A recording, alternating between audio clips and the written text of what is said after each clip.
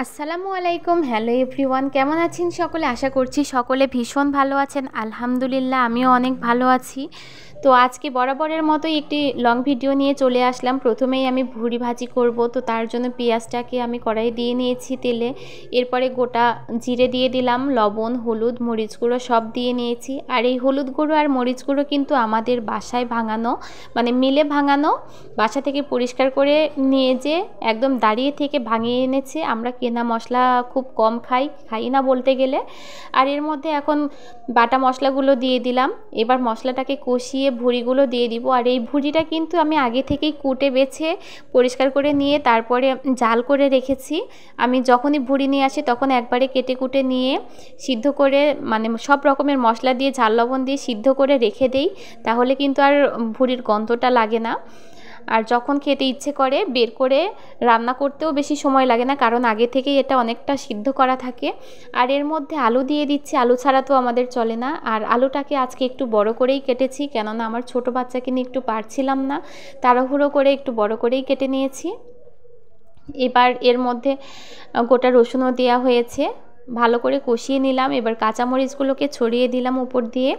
এবার ঢাকনা দিয়ে ঢেকে দিতে হবে কিছুক্ষণ পর। আর আমরা যে ঘরে পরিশ্রম করি, আমরা সব সময় বলি যে আমরা প্রচণ্ড কাজ করি, অনেক বেশি কাজ করি। সংসারের কাজও অবশ্য কম থাকে না, কিন্তু আমাদের চেয়েও পুরুষেরা কিন্তু অনেক বেশি পরিশ্রম করে। কেননা প্রচণ্ড কাঠফাটা রোদের মধ্যে তারা অনেক বেশি কাজ করতে হয় তাদের। তারপরে বৃষ্টিতে ভিজে কাজ করতে হয়, কেননা তাদের সংসার আছে, পরিবার আছে। তাদের পরিবারের সদস্যদের মুখে খাবার তুলে দিতে হবে, তাদের মুখে হাসি ফোটাতে হবে। এই কথাগুলো তাদের মাথায় সব সময় থাকে।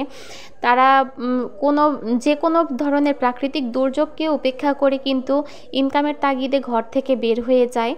আর আমরা মেয়েরা তো সারাদিন ঘরের মধ্যেই থাকি, ঘরেই যত ধরনের কাজ করি। আমাদের রোদেও পুড়তে হয় না, বৃষ্টিতেও ভিজতে হয় না, ঘরে থেকেই সারাদিন কাজ করি।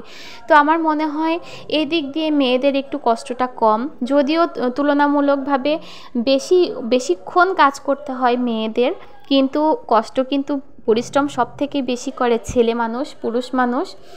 আর আমরা কিন্তু সহজে তাদের পরিশ্রমের মূল্যটাও দেই না। আমি বলছি না যে তারা আমাদের অনেক বেশি সাপোর্ট করে, তারাও কিন্তু যদি করতো তাহলে আমরাও হয়তো তাদের সাপোর্ট করতাম।